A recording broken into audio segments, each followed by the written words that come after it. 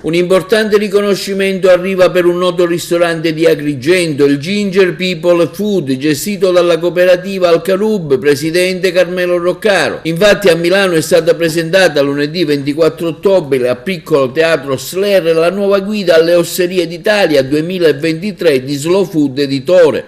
Con grande sorpresa e commozione abbiamo appreso che quest'anno, oltre alla conferma in guida, è stata assegnata anche la chiocciola e che ci viene riconosciuta agli esempi di ristorazione ritenuti veramente di qualità e rispondenti pienamente alla filosofia del cibo buono, pulito e giusto per tutti da Slow Food.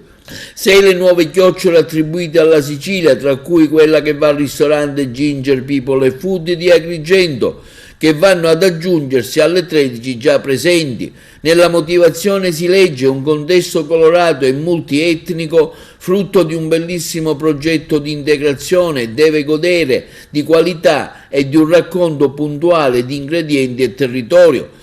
Siamo in guida già da qualche anno, ma sinceramente non ci aspettavamo proprio la chiocciola, afferma Carmelo Roccaro, presidente della cooperativa Alcarub. Un riconoscimento, insomma, per un duro lavoro di rigenerazione umana portato avanti in una città di frontiera come la nostra e non sempre compreso. Non è facile quindi lavorare in un territorio così poco incline al nuovo e al cambiamento. Facciamo veramente molta fatica. Questi traguardi però ci incoraggiano ad andare avanti. L'accoglienza per il cliente è la parola chiave, insieme alla capacità di saper rapportare la propria identità e il proprio territorio.